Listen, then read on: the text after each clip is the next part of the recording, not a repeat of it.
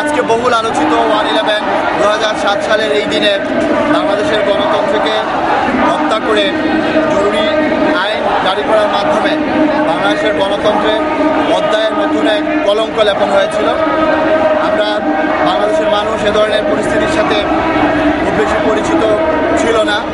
আমরা দেখেছি যে 1/11-এর মাধ্যমেই বাংলাদেশের গণতন্ত্রকে হত্যা করা হয়েছে, বাংলাদেশের মানুষের অধিকারকে হরণ করা হয়েছে, রাজনীতি করার সাংবিধানিক অধিকার, সে অধিকার থেকে দেশের প্রত্যেক নাগরিককে দূরে রাখার জন্য ষড়যন্ত্র করা হয়েছে।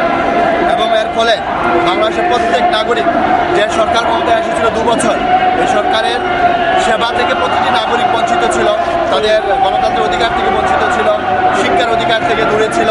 দ্রব্যমূল্য হু হু করে বেড়ে যায়, ফলে মানুষ নিরাপত্তাহীনতায় ভুগে।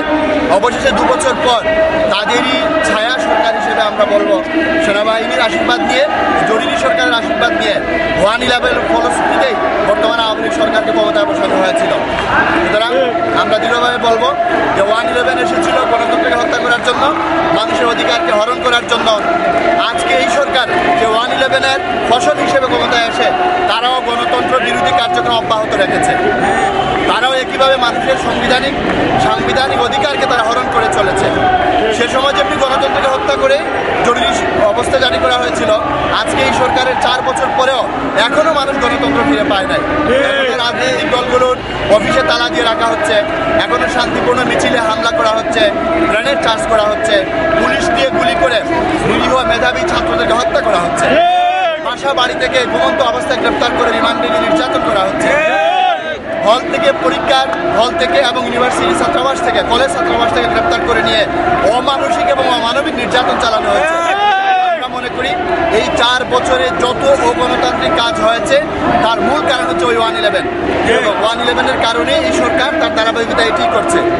1/11-এর সময় আওয়ামী লীগ সরকার বলেছিল ওই সরকার এবং ওই 1/11 হচ্ছে তাদের আন্দোলনের ফসল, এবং সেই কারণেই সেই সরকার তাদের চলে যাওয়ার পথকে সহজ করার জন্য বর্তমান সরকারের হাতে একটি আজাদী নির্বাচনের মাধ্যমে ক্ষমতা হস্তান্তর করে যায়।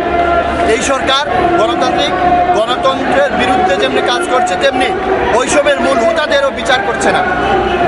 একদিকে বারবার তারা 1/11-এর বিরুদ্ধে কথা বলে, আরেকদিকে আমরা দেখতে পাচ্ছি 1/11 যাদের কারণে এসেছিল তাদেরকে বিচারের আওতা থেকে দূরে রাখা হচ্ছে। সুতরাং আজকে আমাদের এই ডেমনস্ট্রেশন, আজকে আমাদের এই কালো পতাকা মিছিল, আজকে আমাদের এই কালো ব্যানার নিয়ে সমবেত হওয়ার মূল দাবি হচ্ছে 1/11 যেন এই বাংলাদেশে আর কখনো ফিরে না আসে। এই 1/11-এর যারা হুতা ছিল, মঈনুদ্দিন ফখরুদ্দিন, তাদেরকে আইনের আওতায় নিয়ে এসে দৃষ্টান্তমূলক শাস্তি দিতে হবে। এবং একই সাথে আমাদের দাবি হচ্ছে ওই সময় যেমনি গণতন্ত্র বিরোধী কাজ হয়েছিল, আজকেও এই সরকার যত গণতন্ত্র বিরোধী কাজ করছে, আচরণ করছে, সকল গণতন্ত্র বিরোধী আচরণ বন্ধ করতে হবে। রাজনৈতিক দলগুলোর অধিকারকে কেড়ে নেওয়া বন্ধ করতে হবে।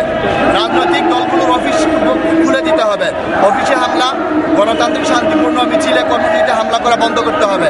প্রত্যেক নাগরিককে তার অধিকার ফিরিয়ে দিতে হবে। আমরা এদেশের শান্তি চাই। আমরা শান্তিপূর্ণ উপায়ে রাজনৈতিক দলের নেতাকর্মী হিসেবে আমাদের কর্মসূচি পালন করতে চাই। আমরা শান্তিপূর্ণ উপায়ে গণতন্ত্রের উত্তরণের পথে ভূমিকা রাখতে চাই।